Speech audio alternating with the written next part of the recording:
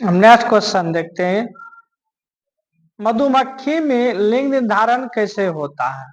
पहले पढ़े थे मनुष्य में, अब मधुमक्खी में निर्धारण कैसे होता है? ये भी वेरी वेरी इंपोर्टेंट क्वेश्चन है। वीवीआई, इसको आप ध्यान से देख सकते हैं। मधुमक्खी में लिंग निर्धारण कैसे होता है, ये देखते हैं। मधुमक्खियों में लिंग निर्धारण हेप्लोडिप्लोटाइड लिंग निर्धारण प्रणाली के जरिए होता है। इस प्रणाली में नर मधुमक्खियां अगुणित होती हैं। अगुणित इसको हम गिन नहीं सकते हैं, बहुत सारा होता है। फिर से समझिए, मधुमक्खियों में लिंग निर्धारण हेप्लोडिप्लोटाइड लिंग निर्धारण प्रणाली के जरिए होता है। पूछेगा कि मधुमक्खियों में जो निर्धारण किसके द्वारा होता है, 4 ऑप्शन दे देगा। आप मुख्य ऑप्शन ये जो हेप्लोडिप्लोटाइड लिंग निर्धारण प्रणाली के जरिए होता है। इस प्रणाली में नर मधुमक्खियां अगुणित होती हैं। इस प्रणाली में जो नर मधुमक्खियां होती हैं अगुणित होती है। अगुणित माना जिसको हम गिन नहीं सकते हैं। नर मधुमक्खियां गुणित होती हैं, जबकि मादा मधुमक्खियां दुगुणित होती है। जो मादा होती है ये क्या होती है, दो गुणित होती है ना, इसमें दोनों गुण पाया जाता है। फिर से समझ लिए, मधुमक्खियों में निर्धारण कैसे होता है। मधुमक्खियों में लिंग निर्धारण हेप्लोडिप्लोराइड लिंग निर्धारण प्रणाली के जरिए होता है। इस प्रणाली में नर मधुमक्खियां अगुणित होती हैं, जबकि मादा मधुमक्खियां दोगुणित होती हैं। तो आप इसका जो लेना चाहते स्क्रीनशॉट ले सकते हैं। मधुमक्खियों में निर्धारण कैसे होता है।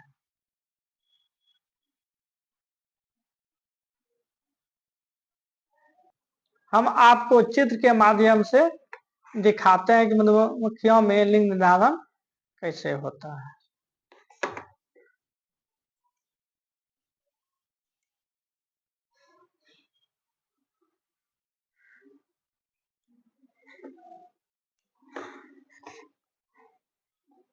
देखिए यहाँ पर ये मधुमक्खियां हूँ, ये सब देख रहे हैं, यही वह अगुणित बहुत सारे संख्या में रहती है।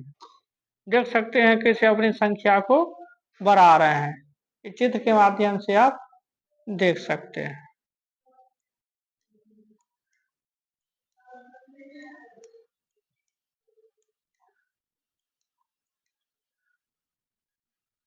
आप इसका आज स्क्रीनशॉट लेना चाहते हैं तो ले सकते हैं। अब है नेक्स्ट क्वेश्चन। ये भी वीआई क्वेश्चन है 25 में बोर्ड के लिए, 10th 12th दोनों के लिए है।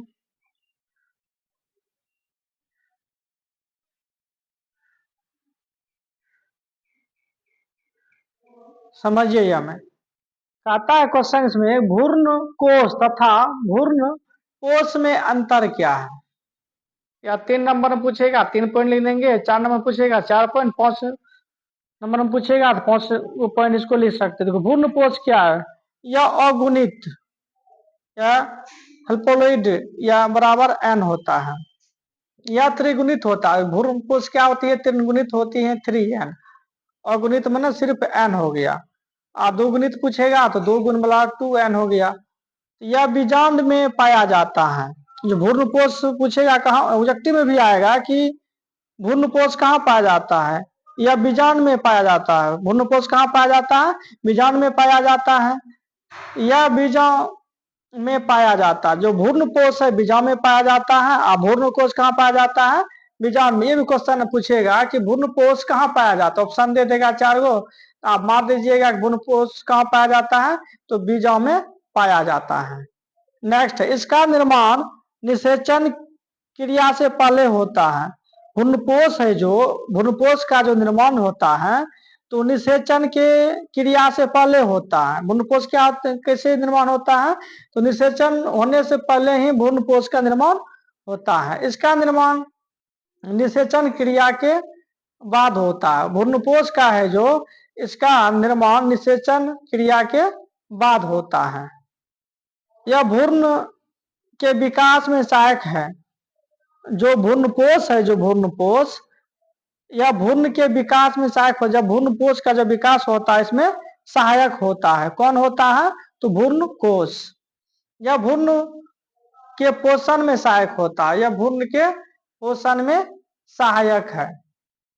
नेक्स्ट, इसमें भोजन संचित रहता है। भ्रूणकोष में क्या रहता है? भोजन संचित रहता है। पूछेगा भोजन कहाँ संचित रहता है, आप बोल सकते हैं कि भ्रूणकोष में भोजन संचित रहता है। इसमें भोजन संचित रहता है, इसमें भी भोजन संचित, किसमें भोजन संचित रहता है? भ्रूणकोष में। अगर आप इसका स्क्रीनशॉट लेना चाहते ले सकते हैं।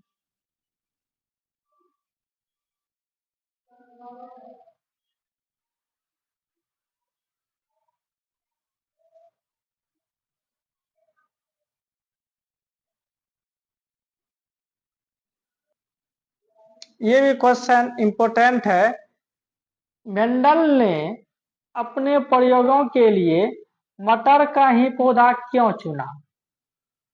ऐसा क्वेश्चन आता है, मेरे मन में भी आता था जब छोटे थे कि मेंडल ने ही मटर का पौधा क्यों चुना? दूसरा पौधा भी तो ले सकते थे, क्यों चुना?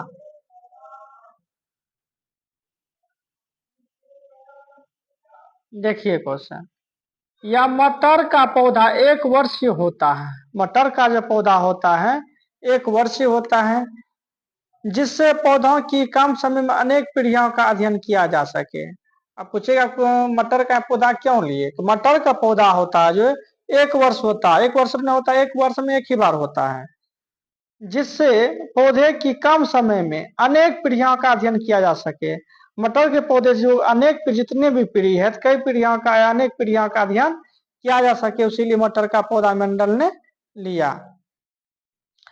अब नेक्स्ट क्वेश्चन है कि मटर के पौधों में स्वपरागण या परपरागण दोनों प्रकार से होता है। एक क्वेश्चन बनता है, मटर के पौधों में स्वपरागण तथा परपरागण दोनों प्रकार से होता है। हाँ बोलेगा हाँ दोनों होता है।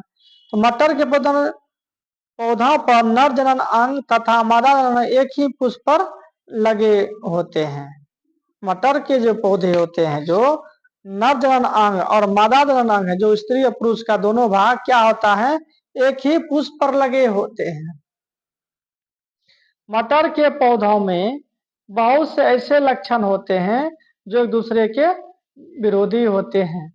तो क्वेश्चन क्या था कि मेंडल ने अपने प्रयोगों के लिए मटर का पौधा क्यों चुना? तो ये 3 पॉइंट है इसमें। फर्स्ट पॉइंट है, मटर का पौधा एक वर्षीय होता है, जिससे पौधे की कम समय में अनेक पीढ़ियों का अध्ययन किया जा सके। अब इसका स्क्रीनशॉट ले लीजिए। दूसरा पॉइंट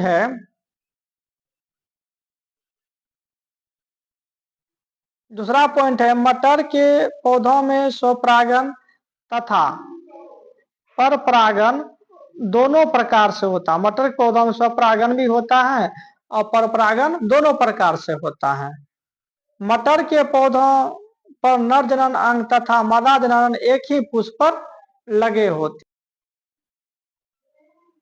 चौथा पॉइंट है, मटर के पौधे में बहुत से ऐसे लक्षण होते हैं जो एक दूसरे के विरोधी होते हैं। मटर के पौधे बहुत ऐसे हैं लक्षण होते हैं इसमें जो एक दूसरे के विरोधी भी होते हैं।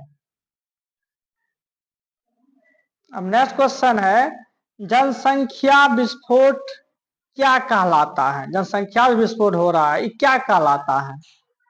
कहता है प्राय मृत्यु दर में कमी एवं जन्म दर में तीव्र वृद्धि के कारण किसी स्थान विशेष की जनसंख्या में आकस्मिक तथा तीव्र विस्तार होना जनसंख्या विस्फोट कहलाता है।